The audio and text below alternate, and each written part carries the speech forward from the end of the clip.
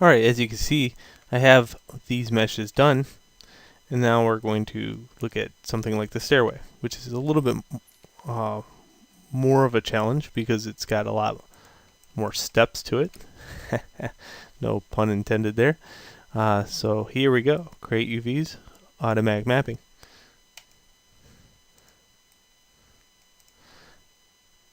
Okay, I'm going to assign that texture to it. So I get this. You know, a lot of students leave it like this, and this is wrong. So just know that I'll be checking the UVs on these things. You might look at it and say, oh, you know, the checkers look good. Well, what's wrong and what's good? Well, in this case, you can see that the steps have seams going from this to here. Where these, if you look, they don't. So the front face and the side faces all join together nicely in harmony. See? Can't distinguish the difference. So the flow of the texture across the mesh is very important, and that's why we start joining these back together after the automatic map.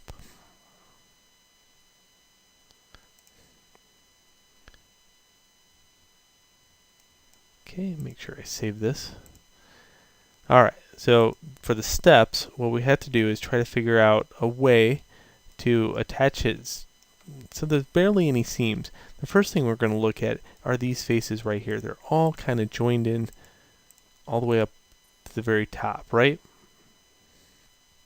So if I highlight these, I can hit Control right click and go to UV shell.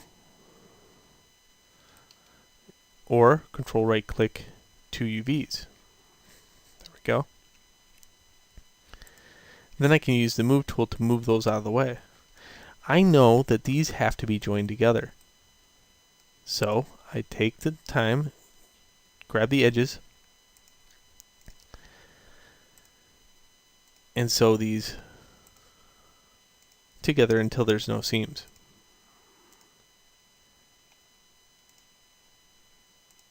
There we go. So those are the steps. Now that leaves these shells over here. What are these? Well, I could highlight the faces and find that these are the bottom of the half of the shells. And the bottom is probably not going to be shown as much, but these need to be sewn together.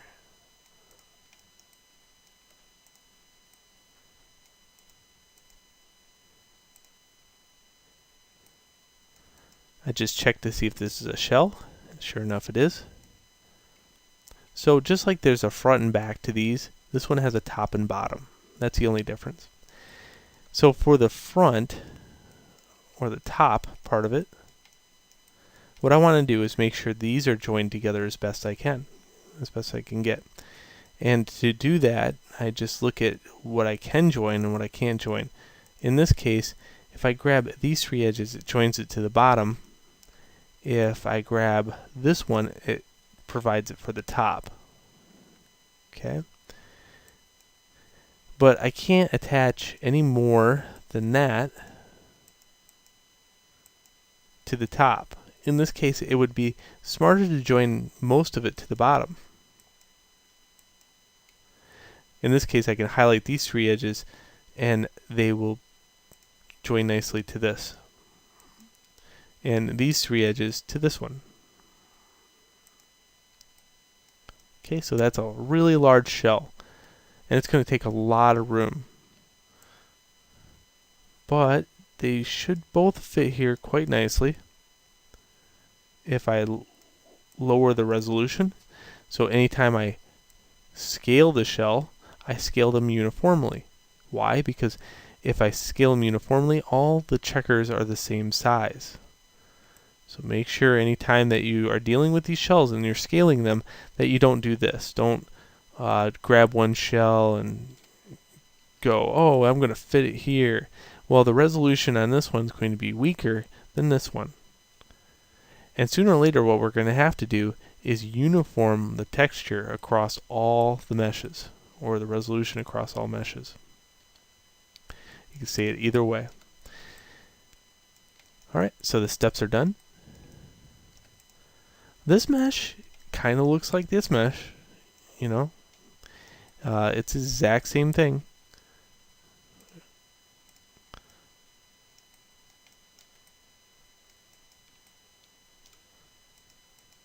So this one I'm just going to power through because really this was based upon the first video.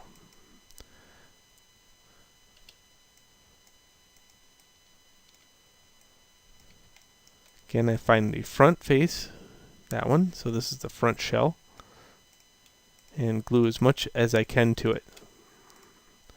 Now, I picked these actual meshes for a reason. I mean, these are very introduction meshes.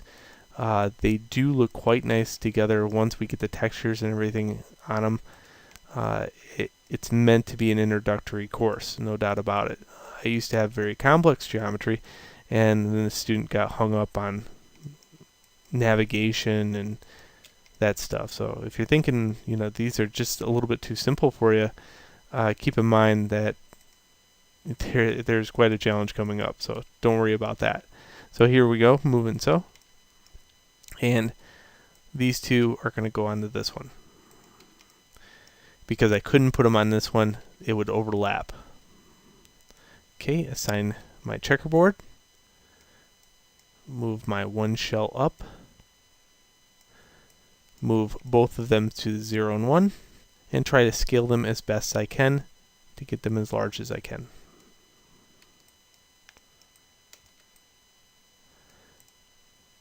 Now you're seeing a pattern over and over again. I mean, really,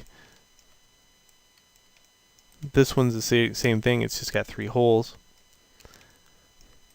So what I'm going to do is have you do this one all by yourself.